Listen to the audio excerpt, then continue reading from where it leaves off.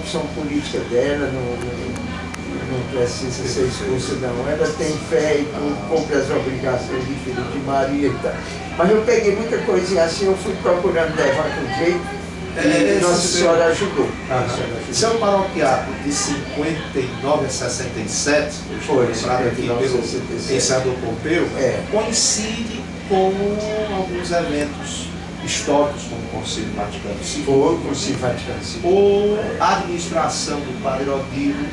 Foi o relacionamento Padre Salmito, prefeito Odilo Galo. Eu me dava muito bem com ele, mas eu sempre, mesmo em Mineirolândia, eu nunca critiquei os políticos, evitava, embora seja democracia, e nunca no público eu não veio assim, procurei. Agora, mas, então, me dava bem com o Padre Odilo, e até quando ele foi candidato a prefeito, me convidou para ir a algum comício. Eu disse, Padre Odilo, eu não posso ir e tal.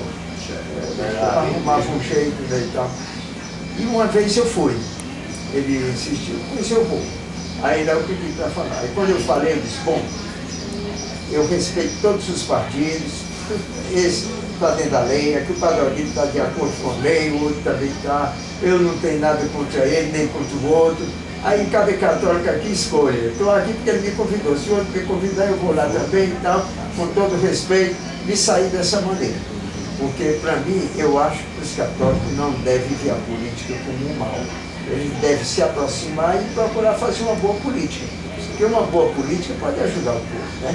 Aí é que eu vejo que o cristão, ele deve ser uma luzinha ou um sal da terra. Se ele está na política, ele pode ser uma luzinha lá dentro para ajudar a coisa a caminhar certo. Pode ser um sal para evitar de se corromper, né? Agora, não pare na política partidária. Não bate perfeitamente. Então eu alcancei, foi ali o tempo do concílio, a eleição do Papa João 23, aí quando foi 62, a vinda de Dom Mauro, que eu tinha alcançado um seminário maior, né?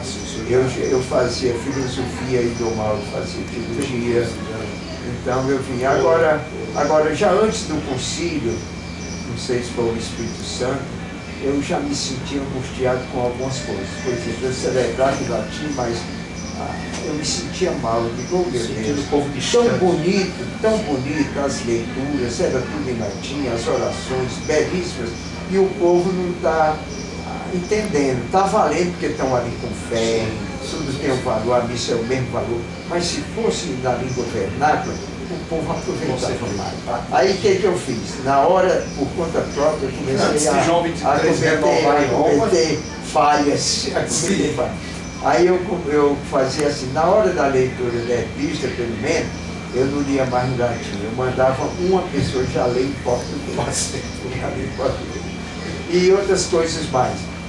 Mas isso antes do concílio. Já em Mineirolândia eu comecei a fazer umas coisas mais aficiadas do Antônio. Eu ia para as capelas, na capela, confessava antes da missa. A missa era mais de 9 horas, tinha que estar em jejum, naquele tempo era de jejum. Tanto eu como as pessoas que vinham comungar era para estar em jejum. Então, aí depois da missa, a missa já às vezes começava bem 10 horas, depois da missa eram os batizados. Aquele pessoal tinha vindo de longe, estava com fome e tudo. Então o que eu fazia na hora dos batizados? Eu digo, oh meu Deus, esse pessoal ouve todo esse latim. É um sacrifício muito grande. Aí eu comecei a fazer tudo em português, por conta própria. Isso antes do concílio. Só na hora mesmo do batismo, de botar água, dizer as palavras, aí eu dizia o latim. Ego te batizo, em nome de Patris, et Filii, et Espírito Santo. Então, na hora do batismo, o essencial é que eu faço, o resto eu fazia em português. Aí esse pessoal, no sacrifício, cansado, com fome, pelo menos, está aproveitando essa beleza das coisas de Deus. Aí quando eu cheguei em Fortaleza, já isso no segundo ano de padre lá em Mineirolândia, eu disse para a dona do Antônio, como é que vamos? Eu disse, Antônio, eu tenho tanta pena do povo, uma missa na nossa capela, mais de 10 horas eu em jejum, as pessoas vão comungar em jejum. E depois da missa, aquele batizado em latim. É um santo amistosa, como é a... Aí na hora do batismo eu digo na dívida, mas aliás, as orações santas, tudo aquilo que eu fazendo em português. Diz, Padre Salvino, mas na igreja tem hierarquia, você não pode fazer isso.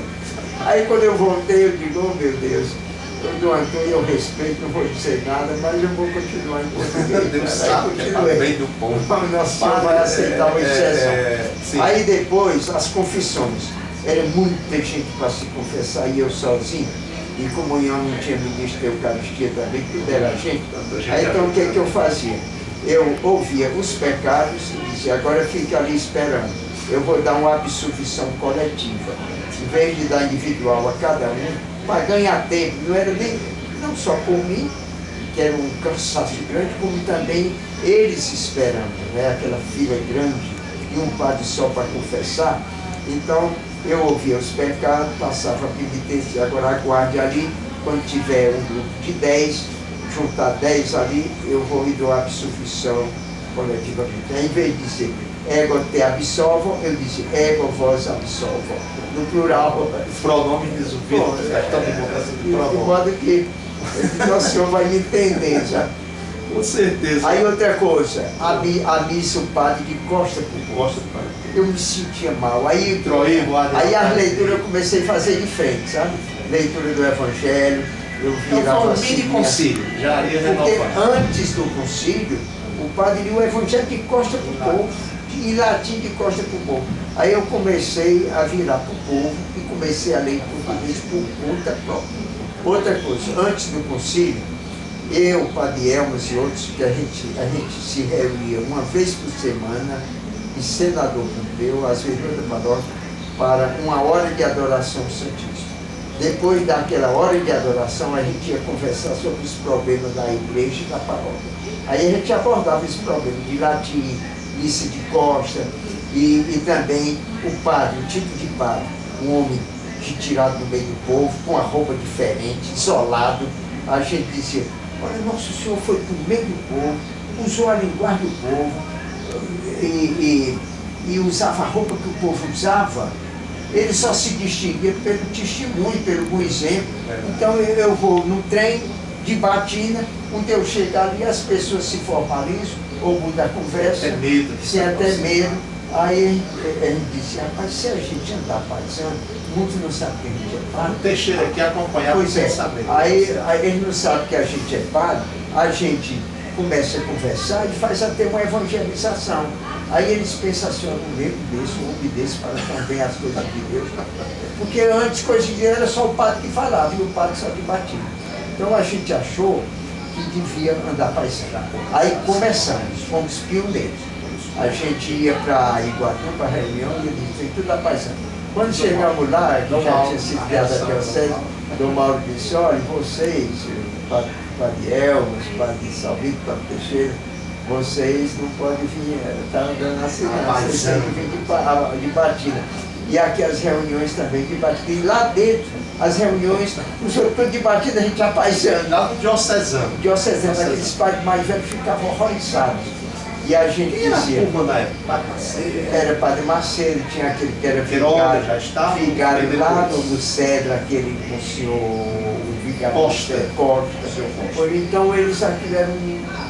Eles não tinham... Dote Queiroga. O Dote já foi depois. Aí então a gente disse para Dom Mauro, lá para Dom Mauro, um calor desse, a gente aqui de Batina, a gente aproveita menos, Dom Mauro. Isso aqui nós estamos aproveitando mais porque estamos apaisando.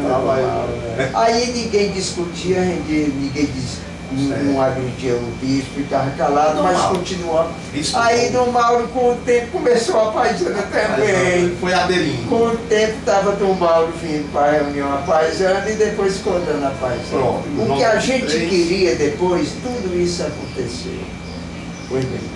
Então a gente sempre dizia assim, a igreja também somos nós aqui da paz.